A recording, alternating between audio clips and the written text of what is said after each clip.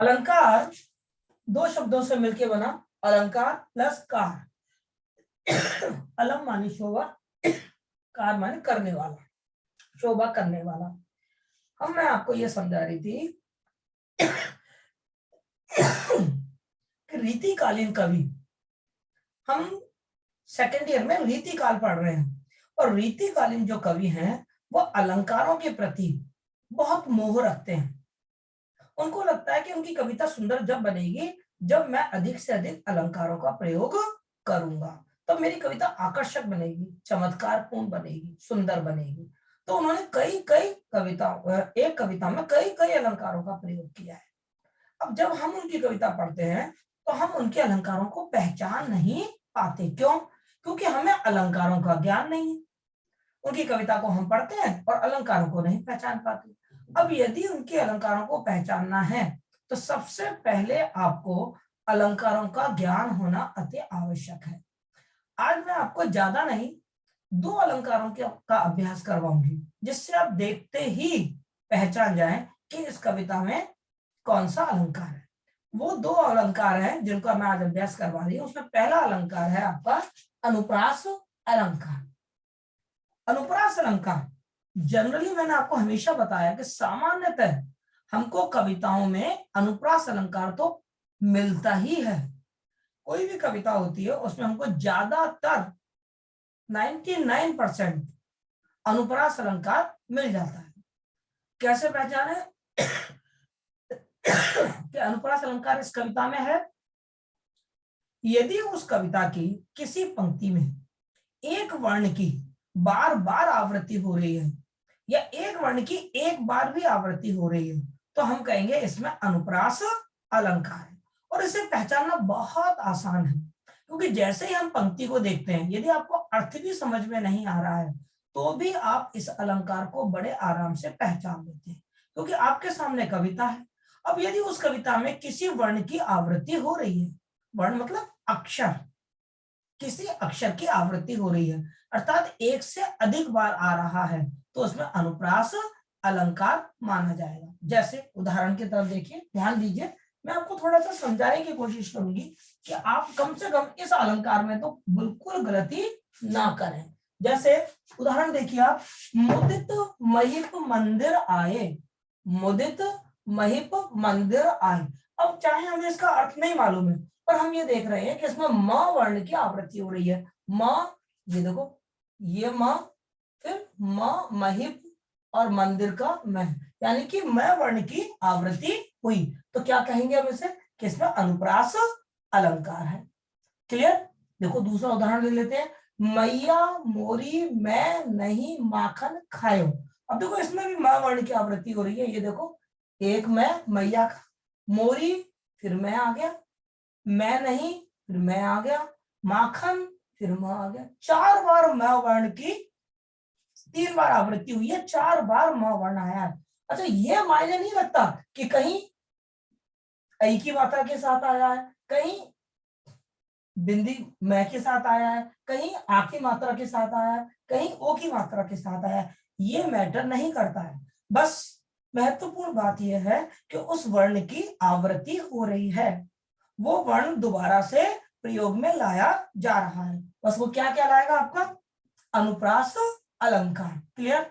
तो देखते ही आपके सामने कोई भी कविता आ जाए, जब आप व्याख्या करते हैं तो व्याख्या करने के लिए आपके सामने कविता आती है या उदाहरण आते हैं, उन उदाहरणों में आप देख सकते हैं यदि किसी वर्ण की आवृत्ति हो रही है, किसी अक्षर की आवृत्ति हो रही है, चाहे वो कोई सी भी मात्रा के साथ हो रही है। देखो यहाँ मुदित उ की मात्रा के साथ आया, यहाँ मैं केवल अ के साथ आया, कोई मात्रा नहीं है। मंदिर यहाँ पर अनुस्वार के साथ आया, लेकिन मैं वर्ण की आवृत्ति हुई, हमने इसको कह दिया अनुप्रास अलंकार।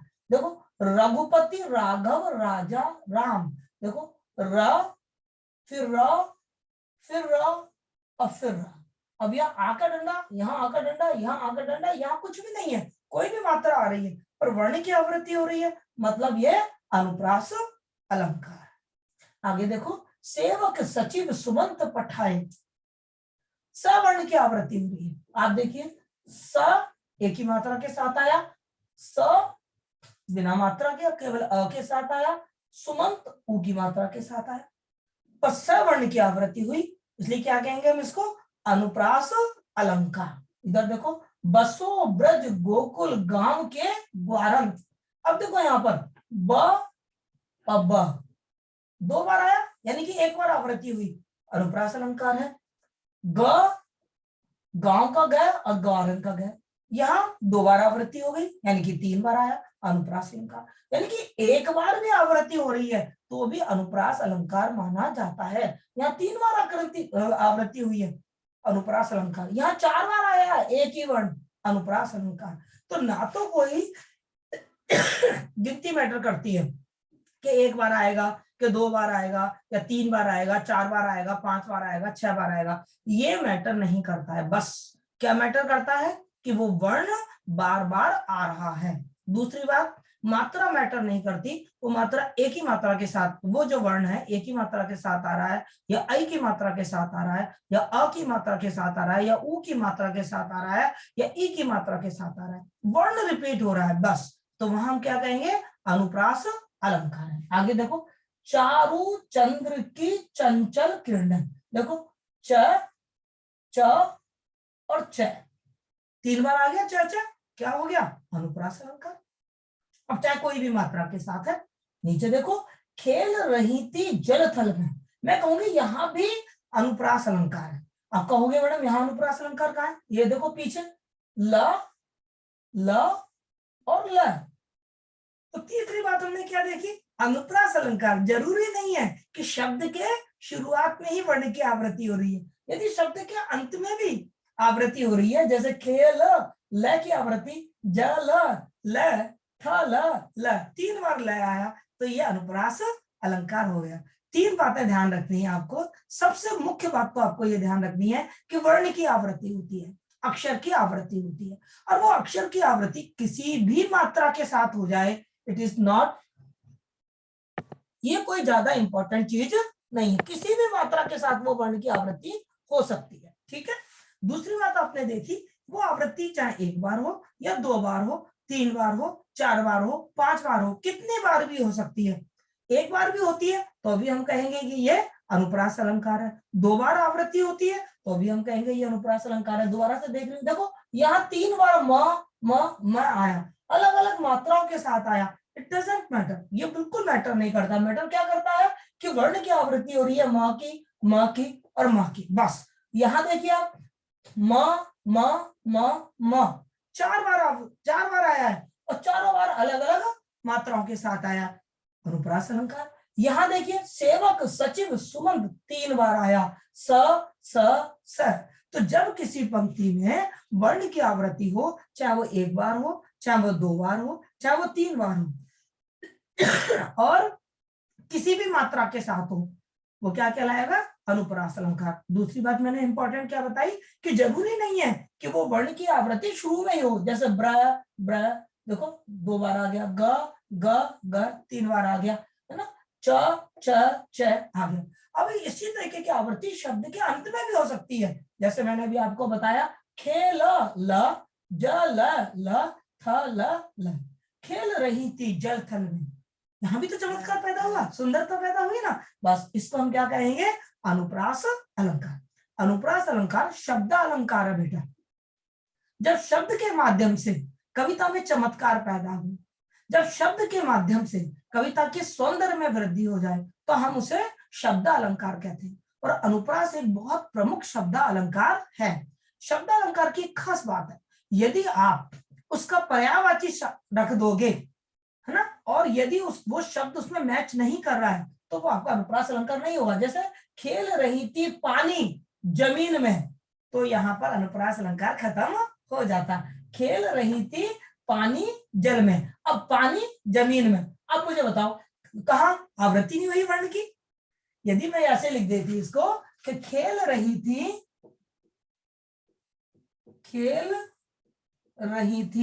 जल की जगह लिख देती पानी, है ना, और थल की जगह लिख देती जमीन, तो क्या इसमें अनुप्रास अलंकार होता?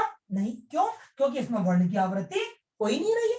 देखो, ल एक ही बार आया, ख एक ही बार आया, र एक ही बार आया, थ एक ही बार आया, प एक ही बार आया, न और न। यहां हो सकता है कि कि हम कहना है कि ये अनुप्रास अलंकार है। तो इस बात का आपको विशेष ध्यान रखना है कि अनुप्रास अलंकार में वर्ण की आवृत्ति होती है, और वर्ण की आवृत्ति कितनी बार भी हो सकती है, 1 बार, 2 बार, 3 बार, 4 बार, कितनी बार भी हो सकती है।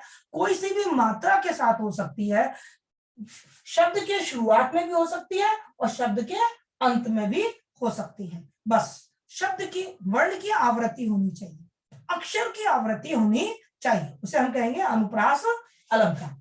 चलिए कुछ और उदाहरण देकर इसको थोड़ा सा क्लियर करते हैं। कहत नटत रीजत खिजत मिलत खिलत लजिया। याद है आपने बिहारी पढ़ा था।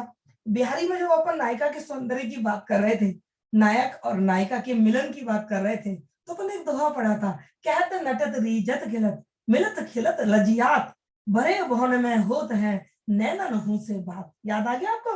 तो उसमें अनुप्रास अलंकार कितना सुंदर है, देखिए आप।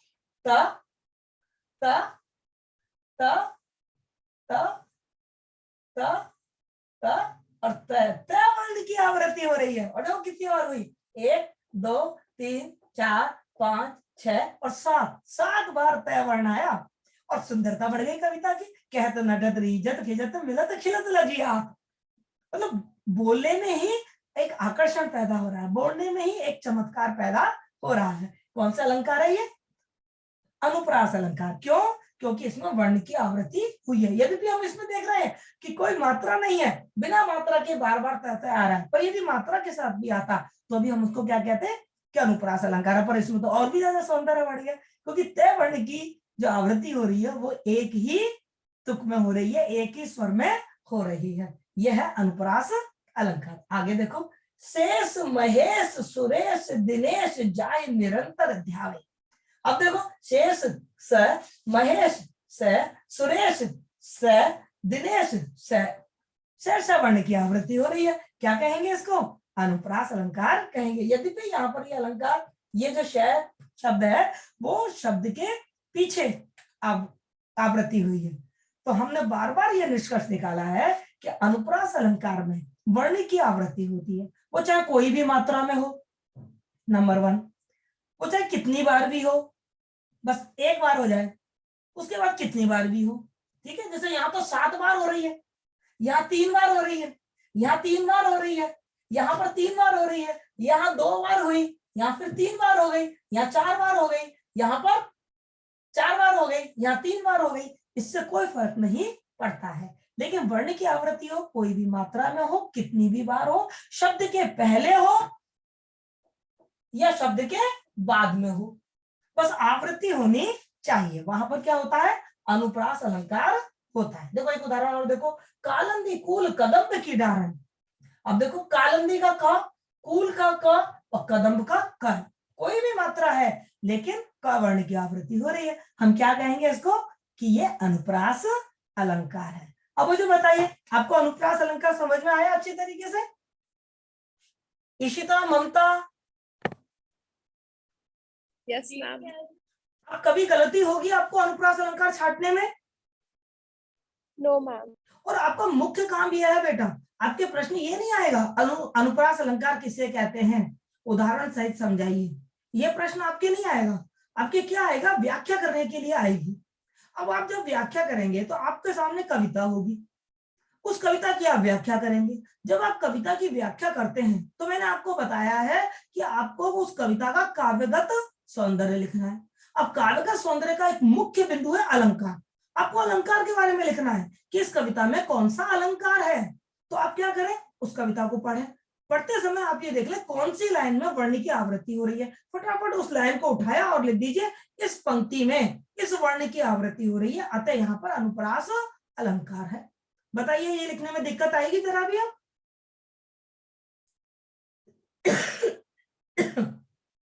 हाँ जी, इशिता, ममता? Ishita?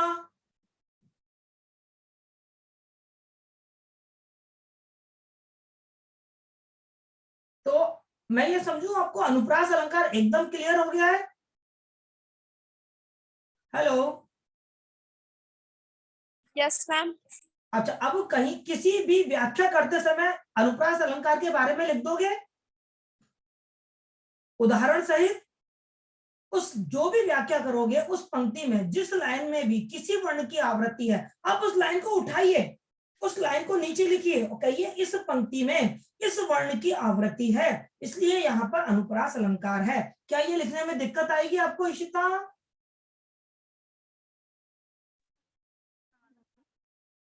Hello Ishita, hello,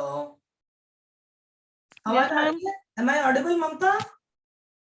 yes ma'am. ठीक है, तो अब समझ में आ गया आपको?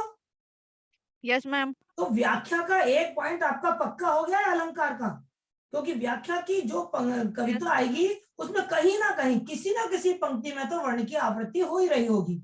आप उसी पंक्ति को उठाकर नीचे लिखना जहां पर काव्य का सौंदर्य लिख रहे हो, और लिखकर बता देना इस पंक्ति में इस वर्ण की आवृत्ति हो रही है, इसलिए यहाँ पर अनुप्रास अलंकार है। क्लियर बेटा?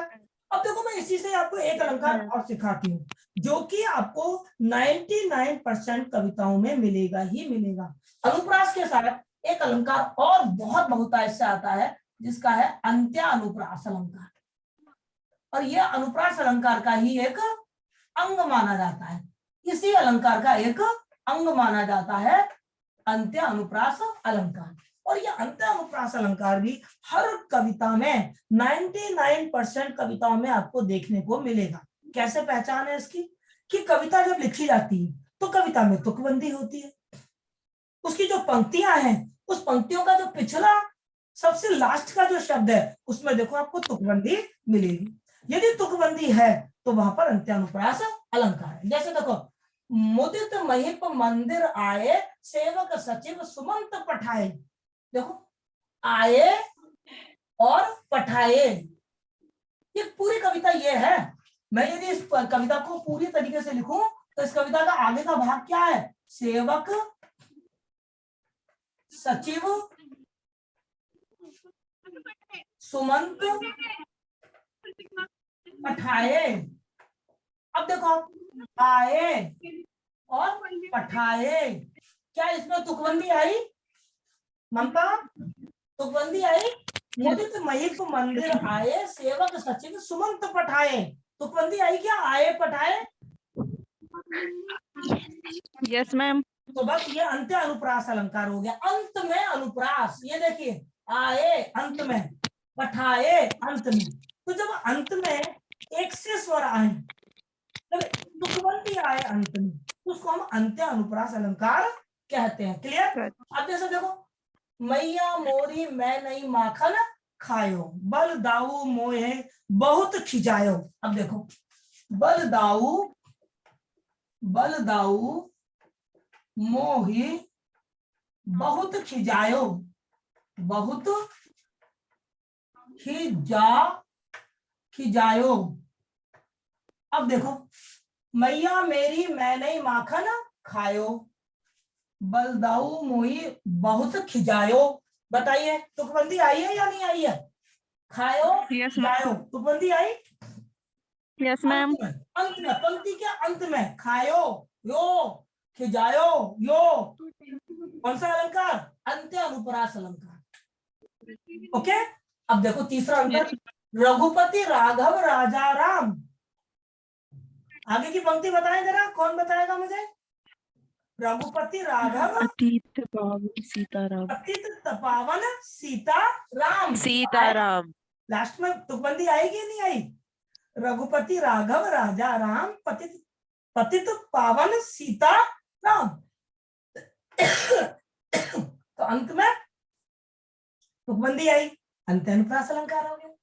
देखो अब, बसो ब्रज गोकुल गांव के ग्वारण, कालंदी कूल कदम्ब की डारन। अब देखो आप, कालंदी कूल कदम्ब की डारन, ये देखिए ग्वारन और डारन आया, रन रन, अंत में अनुप्रास आया कि नहीं आया? बस इसे कहते हैं अनुप्रास। अब आपको ये समझ में आ गया होगा कि अनुप्रास और अंत्य अनुप्रास अलंकार ये तो ज्यादातर मैडम सारी कविताओं में मिलते हैं। तो जब भी आपके एग्जाम में व्याख्या करने के लिए आए, जिस पंक्ति में वर्ण की आवृत्ति हो, आप उस पंक्ति को उठाइए और नीचे लिख दीजिए। इस पंक्ति में इस वर्ण की आवृत्ति है, अतः यहाँ पर अनुप्रास अलंकार है। और फिर उस पंक्तियों में आप जहां भी ये आ रहा है, तुकबंदी आ रही है, उन पंक्तियों को लिख दीजिए। तो बता दीजिए उदाहरण में अंत में एक स्वर आ रहा है, खायो, पायो, मिलायो, जायो, जो भी आ रही हो उसमें, गत, तत, पत, जो भी तुकबंदी आ रही हो, उस तुकबंदी के शब्दों को नीचे लिख के कह दीजिए, इसलिए इसमें अंत्य अनुप्रास अलंकार है। क्लियर बेटा? Yes, ma'am.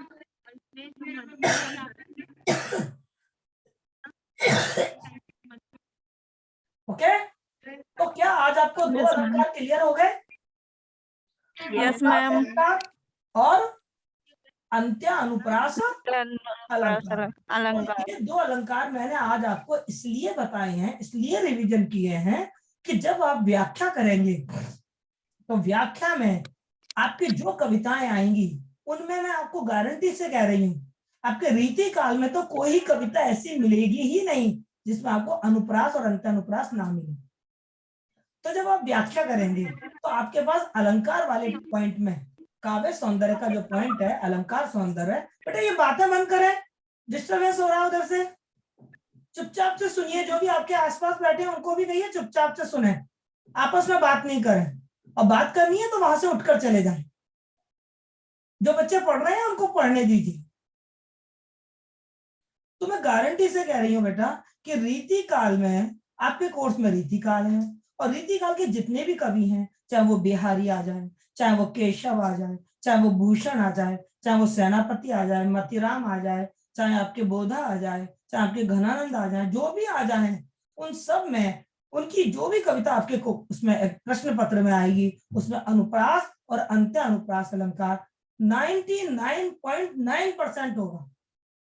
बस आपको क्या करना है, व्याख्या करते समय, क्योंकि आपको वो काव्यगत सौंदर्य लिखना है, काव्यगत सौंदर्य में आपका एक पॉइंट होता है अलंकार सौंदर्य। उस अलंकार सौंदर्य में आप उन पंक्तियों को नीचे लिखिए और कहिए इसमें इस वर्ण की आवृत्ति हो रही है, इसलिए यहाँ पर अनुप्रास अलंकार है। इन पंक्तियों में अंत में ये स्वर आ रहा है, ये तुकबंदी आ रही है, इसलिए यहाँ पर अंत्य अनुप्रास अलंकार का सौंदर्य दर्शनीय है। इस तरीके से आप उदाहरण के साथ अपने अलंकारों को बता देंगे कि इस व्याख्या में ये अलंकार है। दो अलंकार तो मैंने आपको ऐसे बता दिए जो कि आपको मिल ही जाएंगे। इसके अलावा और भी अलंकार आपको मिलेंगे जिन्हें मैं समय समय पर आपको बताती जाऊंगी। पर आपका ध्यान रखना है आपको कि जब व्याख्या करेंगे, व्याख्या में काव्य का सौंदर्य में जब अलंकार सौंदर्य का बिंदु लिखेंगे तो उदाहरण सहित बताइए कि देखिए हमारी इस कविता में, इस पंक्ति में ये अनुप्रास है, इन पंक्तियों में ये अंत्य अनुप्रास अलंकार है। अब बताइए किसी को इन दो अलंकारों में जरा सा भी शक है? जरा सा भी शक है? No, ma'am. No? No, ma'am. अब जब मैं आपको कविताएं पढ़ाऊंगी तो आप मुझे फौरन बता देंगे? जब मैं पूछूंगी इसमें कौन सा Yes, अलंकार है ma'am. तो जल्दी से बता देंगे आप मुझे? Yes, ma'am. अनुप्रास अलंकार है, इसमें अंत्य अनुप्रास। Yes, ma'am. क्लियर? पक्का? Yes, ma'am. Yes, ma'am. Very good, very good. तो थोड़ा सा आगे बढ़े। Yes, ma'am. आज मैं आपको एक अलंकार के बारे में और बताती हूँ, वो अलंकार भी आप जल्दी से पहचान जाएंगे कि अच्छा मैडम इसमें तो ये वाला अलंकार है। मैं आज आपको ये नहीं बता रही हूँ कि अलंकार किसे कहते हैं, अलंकार के क्या प्रकार हैं, शब्द अलंकार किसे कहते हैं, अर्थ अलंकार किसे कहते हैं, ये तो मैं पढ़ा चुकी आपको, बहुत बार पढ़ा चुकी है ना। उपमा अर्थ अलंकार है, अनुप्रास शब्द अलंकार है, मैं ये नहीं पढ़ा रही आपको।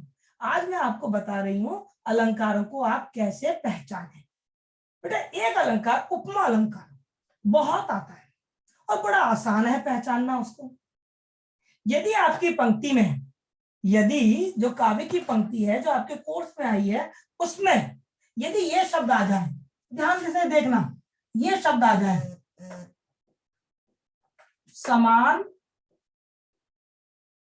सा, सी, से, सम, सरिस, जैसा, ज्यों,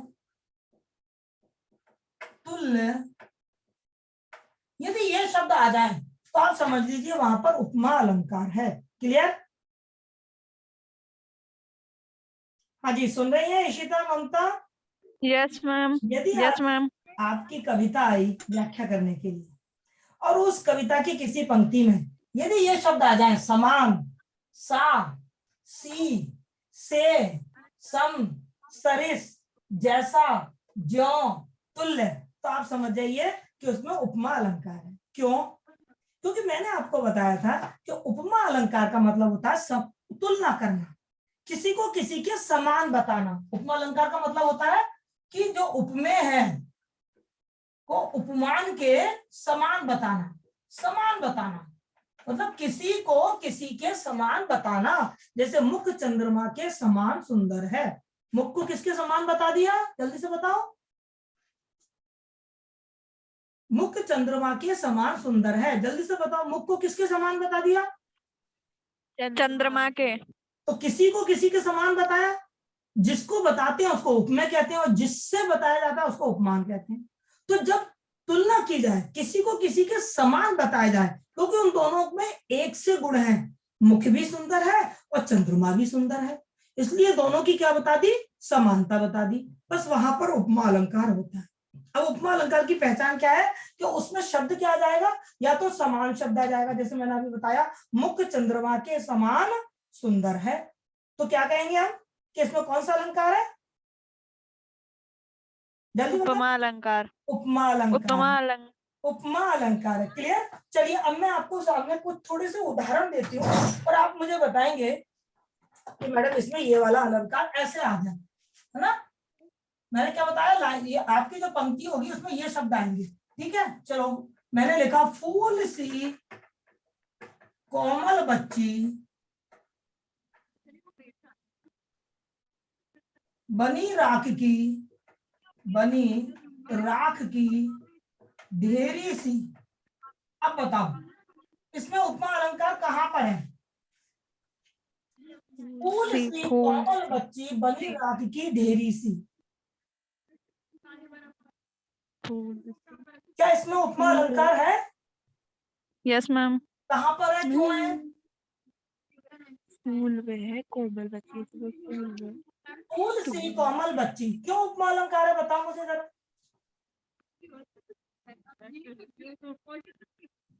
फूल में। हाँ, क्योंकि फूल सी कोमल बच्ची, फूल में उपमा अलंकार। हाँ फूल में नहीं है, फूल में उपमा अलंकार नहीं है। फूल को और बच्ची को क्या बता दिया? एक सा। फूल एक भी समान कोमल बता होता है दिए। और बच्ची की क्या है? कोमल। यानी कि फूल और बच्ची की क्या बता दी? समानता बता दी। फूल भी कोमल होता है और बच्ची भी कोमल है, तो फूल सी कोमल बच्ची। मैंने आपको पहचान बताई थी ना, या तो समान आ जाए, या सा आ जाए, या सी आ जाए, या से आ जाए, या सम आ जाए, या सरिस आ जाए, जैसा आ जाए, ज्यों आ जाए, तुल्य आ जाए, हम क्या कहेंगे? उपमा अलंकार है। क्योंकि ये वो शब्द है, इन शब्दों को हम कहते हैं वाचक शब्द। क्या कहते हैं इनको हम? वाचक शब्द। वाचक शब्द। हाँ, ये जो शब्द है ना, ये समानता बताते हैं, किसी की किसी से समानता बता रहे हैं। अब फूल की समानता किससे बता रहे हैं? बच्ची की। बच्ची की समानता किससे बता रहे हैं? फूल की, क्योंकि बच्ची भी कोमल है और फूल भी कोमल है, इसलिए क्या हो गया यहाँ पर? उपमा अलंकार। अच्छा बताओ, यहाँ पर बनी राख की ढेरी सी, क्या यहाँ भी अलंकार है? राख की ढेरी सी, यस मैम। कौन सा अलंकार है?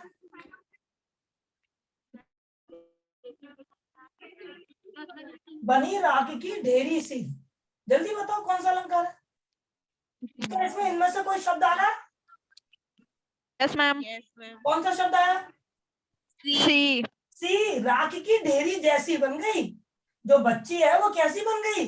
राख की ढेरी सी। राख की ढेरी जैसी। हाँ, तो यहाँ बच्ची की तुलना किससे कर दी? समानता किससे बता दी? राख की ढेरी से। राख की ढेरी, है ना? तो ये चूंकि समानता बताई, इसलिए यहाँ पर कौन सा अलंकार हो गया? उपमा अलंकार हो गया। उपमा अलंकार। बिल्कुल। अब देखो मैं आपको बताती हूँ, है ना? आप सोच के बताना कि इसमें कौन सा अलंकार है, ठीक है? हिरनी से नेत्र, अब बताओ क्या इसमें उपमा अलंकार है? Yes ma'am. हाँ, क्यों है?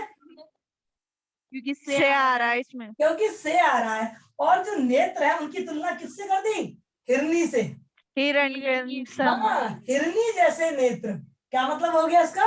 हिरनी जैसे नेत्र, यानी कि नेत्रों को नेत्र। हिरनी से समानता बता दी। जब समानता बताए तो कौन सा अलंकार बताया मैंने आपको? उपमा अलंकार। उपमा।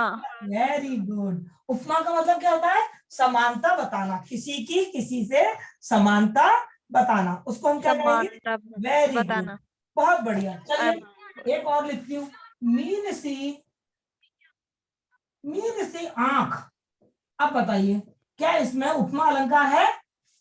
Yes ma'am. अच्छा, कहाँ पर है? क्यों, आपने क्यों बताया कि इसमें उपमा अलंकार है? क्योंकि सी आ रहा है। सी आ रहा है, यानी कि आंख कैसी है? मीन के समान। मीन के समान। वेरी गुड, मीन के समान आंख है, इसलिए यहाँ भी कौन सा अलंकार आ गया आपका? उपमा अलंकार उपमा अलंकार आ गया। Very good. चलिए अब आपको और थोड़ा सा एक उदाहरण बताती हूँ। मुख मयंक सम मंजू मनोहर। मुख मयंक सम मंजू मनोहर। अब बताइए क्या इसमें उपमा अलंकार है? Yes ma'am. कहाँ पर है? क्योंकि इसमें सम आ रहा है। सम आ रहा है, और सम का मतलब क्या होता है? समान। जो मुख है वो मयंक समान है। मुख कहाँ है? मयंक जैसा है। तो यहाँ पे कौन सा अलंकार हो गया? उपमा अलंकार उपमा अलंकार हो गया। इसका मतलब यह बेटा आपको उपमा अलंकार को पहचानना आ गया है। क्लियर बेटा? यस समझ में आ रहा है ना यस आपको? मैम। जब हम यस मैम। किसी की किसी से तुलना करके उसमें समानता बताएं तो हम कहते हैं ये उपमा अलंकार है। उपमा चलिए मैं कुछ अलंकार है। उदाहरण बोल रही हूँ और मुझे बताना। नील गगन सा शांत। उपमा अलंकार। हाँ, क्यों अलंकार है? नील गगन सा शांत मन। क्यों आ गया उपमा अलंकार? सारा इसमें। सा आ रहा है और मन को कैसा बता दिया है? नील गगन सा। नील। दोनों में समानता बता दी। नीला गगन और यस मन मैम। दोनों एक से हैं, दोनों में समानता है, इसलिए यहाँ कौन सा अलंकार हो गया? नील गगन सा शांत मन। उपमा अलंकार हो गया। अलंकार चलो, हो गया। कर कमल सा कोमल। इसमें उपमा अलंकार है। सारा इसमें। सा आ रहा है क्योंकि कमल। कर मानी हाथ, और हाथ को कमल की हाथ तरह कोमल बता दिया। ठीक है। बता रहा है। सागर, अच्छा वेरी गुड, बहुत बढ़िया, समझ में आ रहा है आपको। सागर सा गंभीर हृदय। सागर सा गंभीर हृदय, इसमें भी उपमा अलंकार सारा है।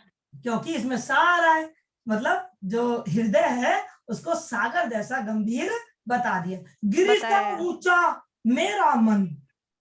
गिरि से क्या ऊंचा, मैम? गिरी गिरी गिरी गिरी ग्रीस। सा, हाँ ऊंचा मेरा मन। गिरी सा ऊंचा मेरा मन।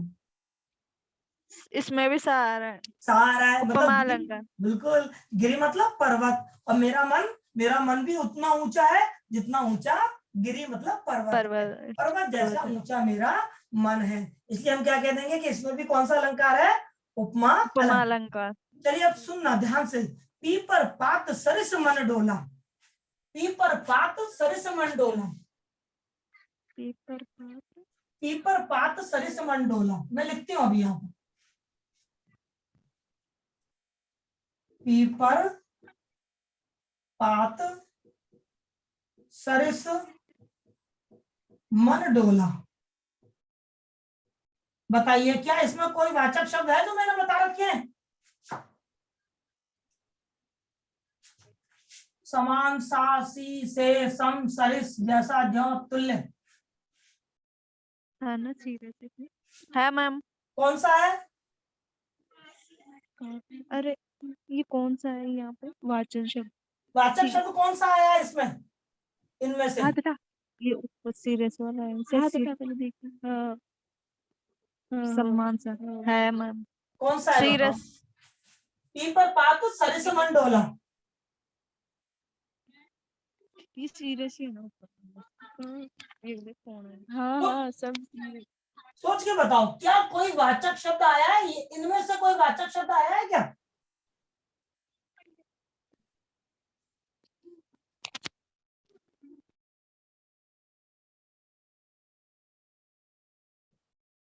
क्या इनमें से कोई वाचक शब्द आया है? समान, सा, सी, से, सम, सरिस, जैसा, ज्यों, तुल्य, क्या इनमें से कोई वाचक शब्द इसमें आया है कि पीपल, पात, सरिसमन, डोला? No ma'am. आया है मैम। कौन सा आया है? सीरस आया है। हैं? सीरस। सरिस। सीरस। सरिस, सीरस नहीं है, सरिस। कौन सा आया है? अच्छा। सरिस। सरिस का सरिस। मतलब, हाँ, सरिस का मतलब भी होता है जैसा, मतलब पीपल के पत्ते की तरह मेरा मन डोल रहा है।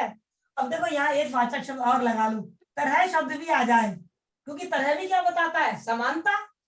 तरह भी क्या बताता है? समानता। तो पीपल के पत्ते की तरह मेरा मन डोल रहा है, यानी कि समानता बता दी पीपल के पत्ते में और मन में, दोनों में क्या बता दी? समानता। सरिस का मतलब क्या होता है? समान। सरिस का मतलब क्या होता है? समान। इन सारे शब्दों का मतलब समान ही होता है। समान, सा, सी, से, सम, सरिस, जैसा, ज्यों, तुल्य, तरह। समझे? सबका शब्द अर्थ क्या होता है? समान। और उपमा में क्या बताया जाता है? समानता बताई जाती है। उपमेय में और उपमान में किसी वस्तु की दूसरी वस्तु से समानता बताई जाती है। तो समानता वाले यदि शब्द आ गए तो हम कहेंगे उसमें उपमा अलंकार है। अब पीपल, पात, सरिस, मंडोला, तो इसमें सरिस आ गया। सरिस का मतलब होता है समान। बस यहाँ पर कौन सा अलंकार हो गया? उपमा अलंकार। उपमा अलंकार हो गया। चलिए कुछ उदाहरण आपको और लिख के समझाती हूँ, जिससे एकदम पक्का एक्सक्यूज मी मैम। हाँ बोलिए। एक्सक्यूज मी मैम, मैम हमारी क्लास है नेक्स्ट। अच्छा टाइम पूरा हो गया, ओके बेटा। तो आपको कुछ समझ में आया या नहीं आया? Yes ma'am. तो आज के बाद आप अपनी कविता में से अनुप्रास अलंकार को, अंत्य अनुप्रास अलंकार को और उपमा अलंकार को उपमा छांट को। लेना। Yes ma'am. ओके, तो छांट लेना, मैं इसकी फोटो खींच के आपके पास भेज रही हूँ। ठीक है, ध्यान रखना कि यदि ये शब्द आते हैं, ये शब्द आ जाए तो वो उपमा अलंकार होता है। ओके बेटा, बाय बाय। Bye ma'am.